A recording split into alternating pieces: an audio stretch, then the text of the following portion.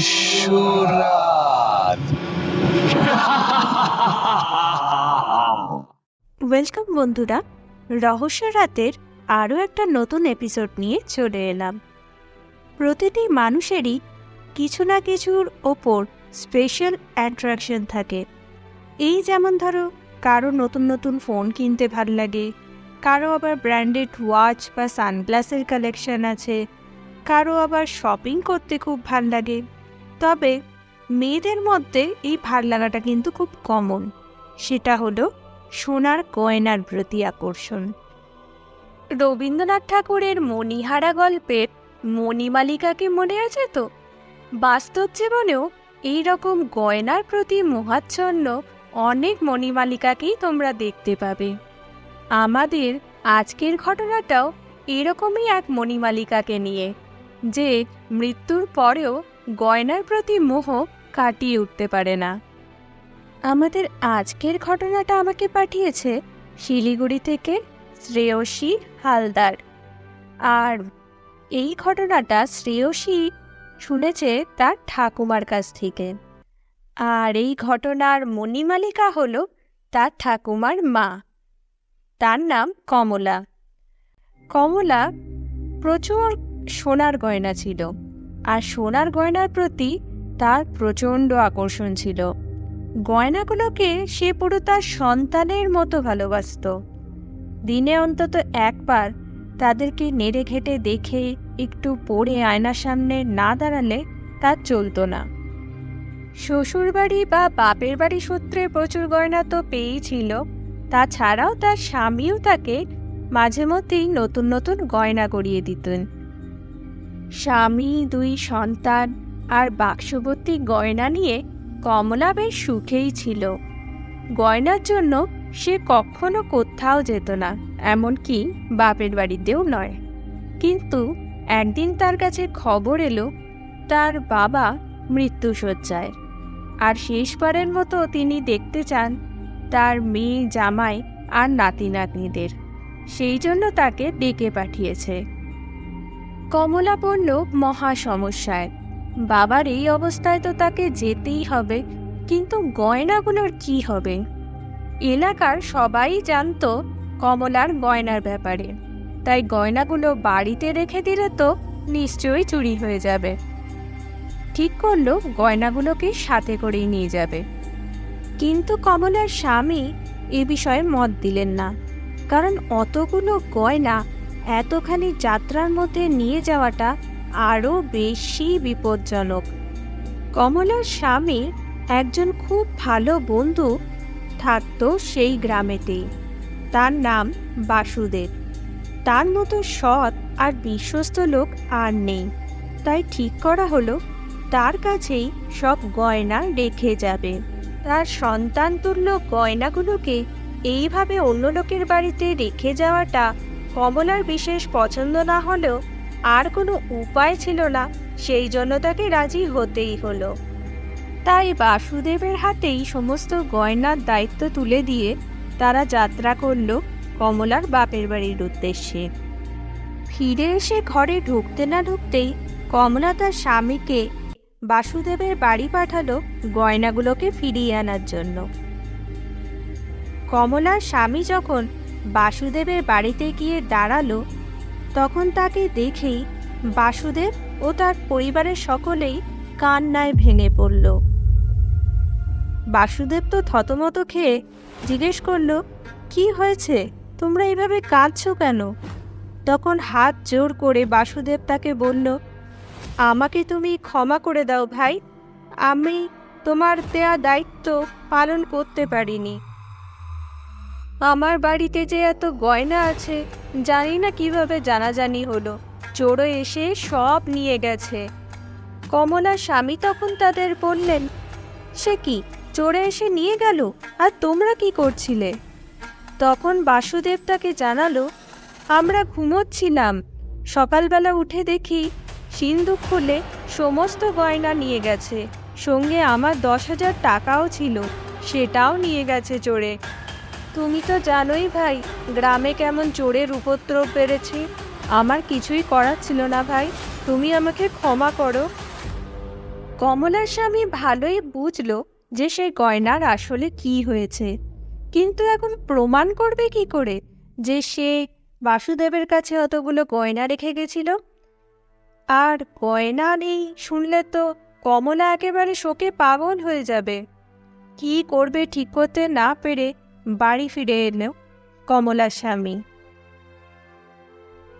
বাড়ি ঢুকতে না ঢুকতেই ছুটে এলো কমলা। কই আমার গয়না কই? তোমার হাত খালি কেন? গয়নার বাক্সটা কোথায়? তখন বাধ্য হয়ে তার স্বামী তাকে সমস্ত কথা জানালেন।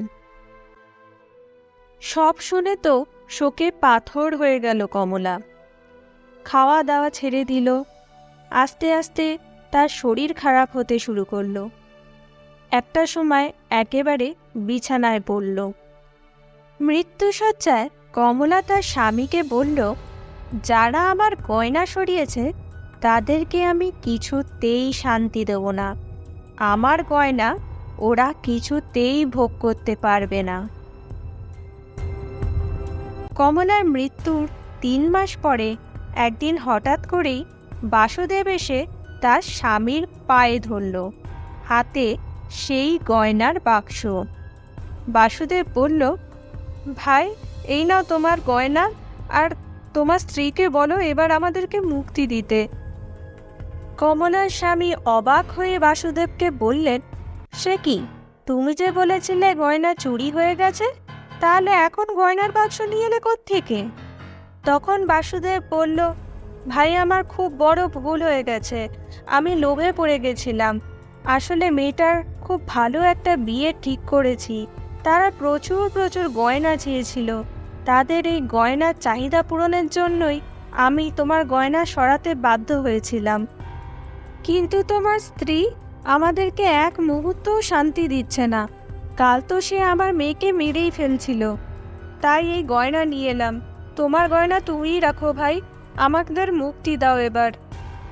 আমি জানি আমাদের জন্য তোমার অনেক বড় ক্ষতি হয়ে গেছে, কিন্তু আমাকে ক্ষমা করে দাও, দয়া করে আমাকে ক্ষমা করে দাও ভাই। কমলার স্বামী বললেন, দাঁড়াও দাঁড়াও, কি হয়েছে আমি তো কিছুই বুঝতে পারছি না। আমার স্ত্রী তোমাদেরকে একটুও শান্তি দিচ্ছে না মানে? কি হয়েছে আমাকে খোলাখুলি বলো তো। তখন বাসুদেব শোনালো তাদের পরিবারের সাথে ঘটে চলা এক ভয়ঙ্কর ঘটনা। কমলার মৃত্যুর কিছুদিন পর রাতে ঘুমানোর সময় হঠাৎ করে কিসের একটা আওয়াজে বাসুদেবের ঘুম ভেঙে গেল। তার মনে হলো বারান্দায় যেন কেউ হেঁটে বেড়াচ্ছে। খাট থেকে নেমে দরজা খুলে বারান্দায় উকি দিতেই সে দেখতে পেল সত্যি একজন মহিলা বারান্দা দিয়ে হাঁটছে। সে জিজ্ঞেস করল, কে কে ওখানে? সঙ্গে সঙ্গেই সে দেখল সে মহিলা যেন হাওয়ায় মিলিয়ে গেল। সে এগিয়ে গিয়ে দেখল সত্যি তো কেউ তো কোথাও নেই। তাহলে একটু আগেই সে কাকে দেখল? ভাবল হয়তো তার মনের ভুল, তাই আবার এসে ঘুমিয়ে পড়ল। কিন্তু তার পরদিনই সে বুঝতে পারল এটা তার মনের ভুল ছিল না, কারণ শুধু সে নয়, তার মেয়েও অনুভব করেছে সেই মহিলাকে। তার মেয়েরও হঠাৎ করে ঘুম ভেঙে গিয়ে মনে হয়েছিল তার বিছানার পাশে যেন কেউ একজন দাঁড়িয়ে দাঁড়িয়ে তাকে দেখছে। একসাথে দুইজনের মনের ভুল হওয়াটা কি স্বাভাবিক? এইসব নিয়েই খুবই চিন্তিত হয়ে পড়ল বাসুদেব। কিন্তু এরপরে ঘটল এক ভয়ানক ঘটনা। রাতে ঘুমোচ্ছিল বাসুদেব আর তার স্ত্রী। হঠাৎ করে তাদের খাটটা দুলে উঠল। দুজনেরই ঘুম ভেঙে উঠে বসে তারা দেখল সেই মূর্তিটাকে। অন্ধকারে তার মুখটা ঠিকমতো দেখা যাচ্ছে না, চুলগুলো এলোমেলোভাবে উড়ছে। সে বলল,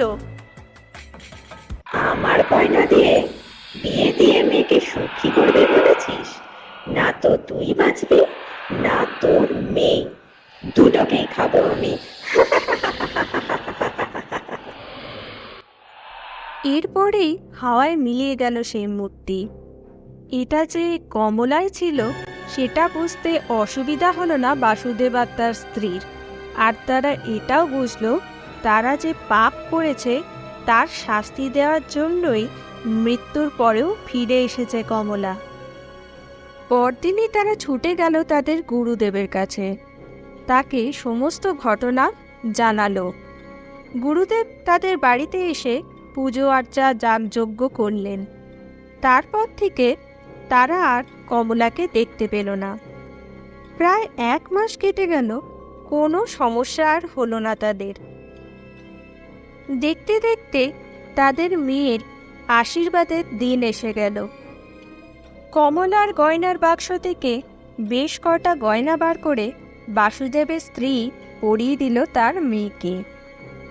হঠাৎ করেই একটা হার তার মেয়ের গলায় একেবারে এঁটে বসে গেল। তার মেয়ে একেবারেই শ্বাস নিতে পারছিল না। যন্ত্রণায় মাটিতে পড়ে একেবারে ছটকাছটকি করছিল। তার চেঁচামেচিতে সবাই ছুটে এলো পরিবারের সেই ঘরেতে, আর তারা সবাই শুনতে পেল সেই কথাগুলো। খুব শখ না তোর আমার গয়না পরে বিয়ে করবি? আজকে তো তোকে আমি মেরেই ফেলবো। হঠাৎ করেই বাসুদেবের স্ত্রীর মনে পড়ে গেল গুরুদেব মন্ত্রপুত একটা জল দিয়েছিলেন। ঝট করে সেই জল নিয়ে এসে ছিটিয়ে দিতেই সেই হারটা খুলে পড়ে গেল তাদের মেয়ের গলা থেকে। একটু স্বাভাবিক হওয়ার পরেই বাসুদেবের মেয়ে তাকে বলল, বাবা তুমি এই গয়না ফিরিয়ে দিয়ে এসো। আমার বিয়ে না হয় না হবে, কিন্তু এই আত্মা আমাদেরকে কিছুতেই শান্তিতে থাকতে দেবে না। শুনলে তো, ও আমাকেও মারবে, তোমাকেও মারবে। সব ঘটনা শুনে কমলার স্বামী আর কিছুই বললেন না। তিনি গয়নাগুলোকে নিয়ে বাসুদেবকে বিদায় দিলেন। কিন্তু এর পরেও বাসুদেব আর তার পরিবার তাদের পাপের শাস্তি পেয়েছিল। হঠাৎ করেই একদিন তাদের বাড়িতে আগুন ধরে যায়, আর সেই আগুনে পুড়ে মারা যায় বাসুদেব, তার স্ত্রী আর তাদের একমাত্র মেয়ে। এই আগুন লাগার ঘটনা কি স্বাভাবিক ছিল নাকি কমলার প্রতিশোধ তা জানা নেই।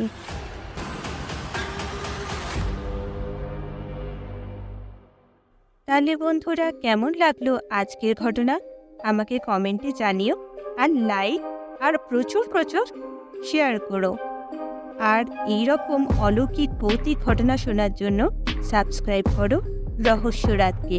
আর তোমাদের জীবনে যদি অলৌকিক ঘটনা ঘটে থাকে তাহলে আমাকে পাঠিও rahosyarat@gmail.com এ। আমি অবশ্যই তোমাদের ঘটনাও রহস্যরাতে শোনাবো। তাহলে চলো, আজকের মতো শুভরাত্রি।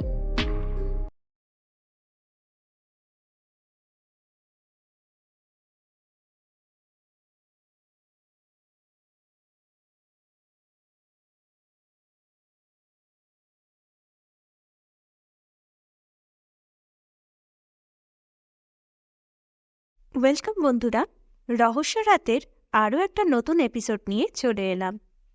প্রতিটি মানুষেরই কিছু না কিছুর ওপর স্পেশাল অ্যাট্রাকশন থাকে। এই যেমন ধরো, কারো নতুন নতুন ফোন কিনতে ভাল লাগে, কারো আবার ব্র্যান্ডেড ওয়াচ বা সানগ্লাসের কালেকশন আছে, কারো আবার শপিং করতে খুব ভাল লাগে।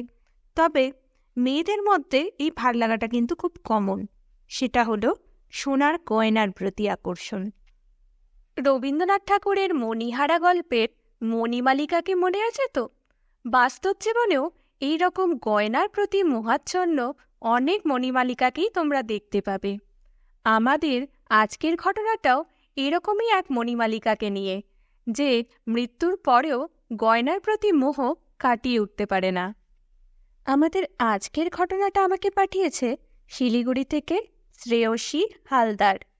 আর এই ঘটনাটা শ্রেয়সী শুনেছে তার ঠাকুমার কাছ থেকে।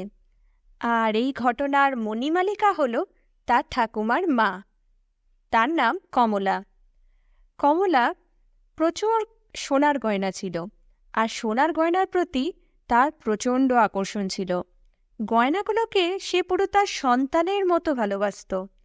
দিনে অন্তত একবার তাদেরকে নেড়ে ঘেটে দেখে একটু পরে আয়নার সামনে না দাঁড়ালে তার চলত না।